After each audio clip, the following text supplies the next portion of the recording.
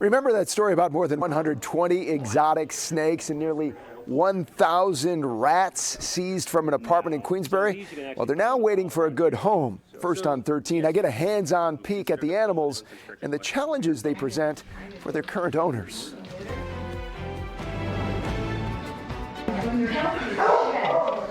If you're not a fan of rodents and serpents, this place might not be for you. She's the biggest.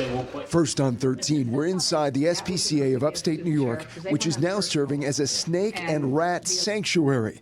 More than 120 snakes, boas, pythons, and corn snakes like this one. I can feel her. She's got a tight grip, though. They're very good about holding themselves up. They're kept in these bins. Staff and volunteers have had to build racks to accommodate all of the animals. And roughly 1,000 rats, used by the original owner as feed for the snakes, are living in bins and aquariums. Most of the rats are now too big to feed to the snakes. They're too big.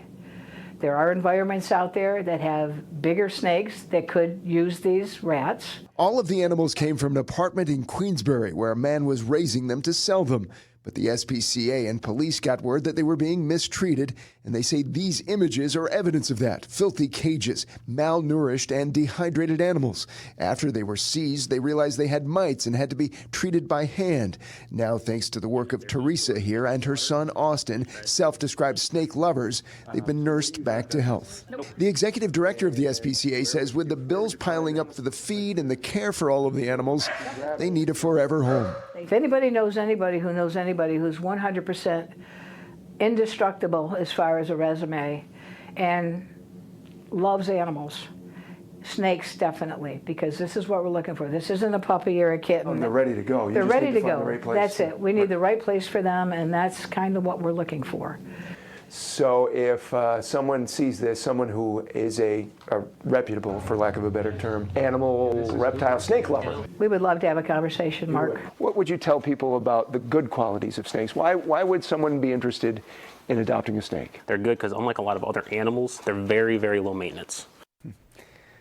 Kathy Cloutier says they're reaching out to zoos, aquariums, and businesses to see if they'd like to take the animals. And Cloutier says they're open to giving 1 or 2 snakes at a time to people who can show that they know snakes and will provide a good home.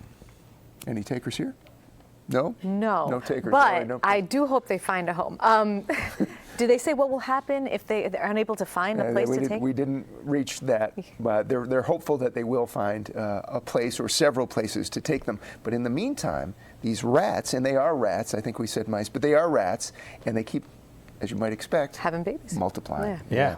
Oof. So, I can't believe you held a snake. It's a big problem. Very brave. It was very friendly. I think there's probably, and we'll see because you get the word out, right? There's probably more people who would be reputable, as you say, to take on this. I mean, I think there's more snake lovers than you think. There was a big fire in Gloversville not too long ago where there was an exotic animal place which suffered a fire. They actually mentioned that place today, too. There you go. So look, snakes the snakes that I see, they're the little ones, right, in my yard, and they like to sun themselves on the stone, right? Yes. So maybe some of that going on.